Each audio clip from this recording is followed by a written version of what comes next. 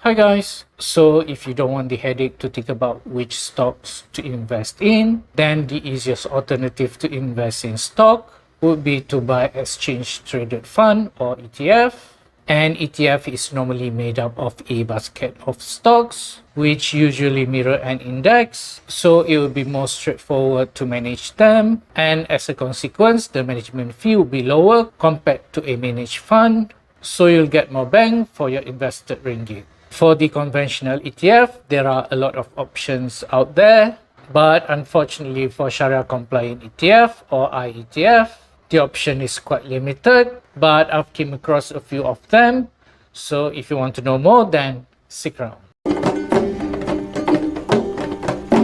So currently there are just 6 Sharia compliant ETF traded on Bursa, and out of the 6, I'm only interested in 2, and they are the EQA Dow Jones Islamic Market Malaysian Titan 25, or I'm going to refer to them as Titan 25, and the next one is EQA MSCI Malaysia Islamic Dividend ETF, which I'm going to refer as MSCI Dividend ETF.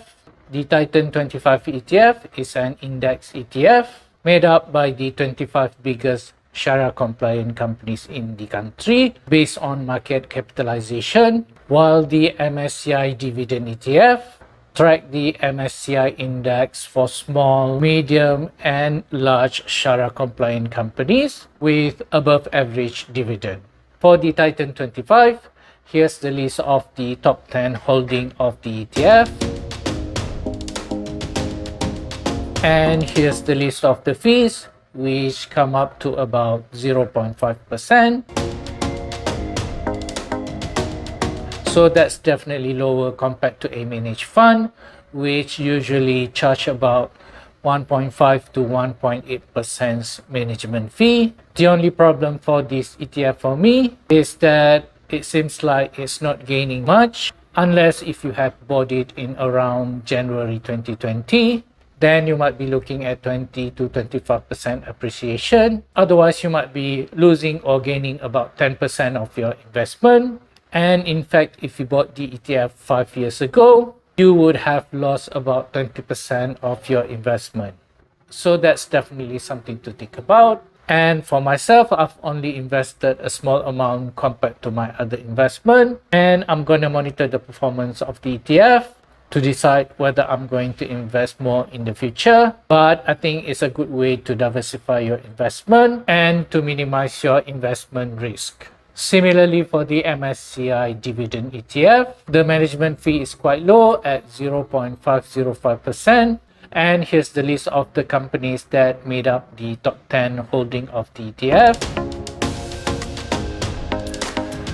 And similar to Titan 25 ETF, this ETF doesn't seem to be growing a lot, so that's something to consider when you are making your investment.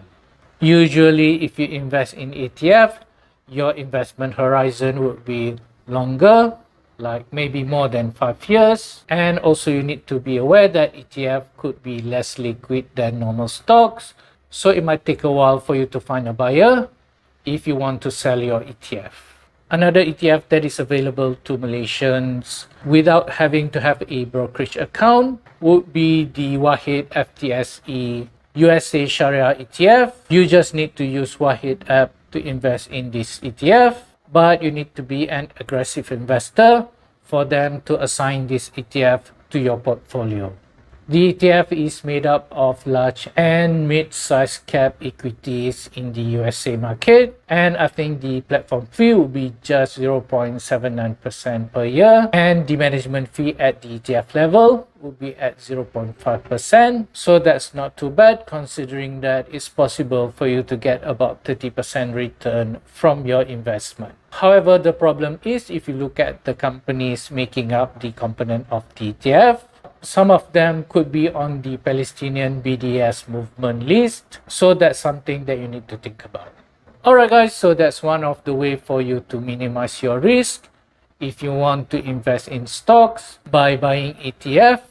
If you are a conventional investor, there are quite a lot of choice for you out there, but if you want to have a Sharia compliant one, the choice could be quite limited. Anyway, that's all for this episode of my vlog. Don't forget to like, to comment, and to subscribe. And I'll see you guys in my next video.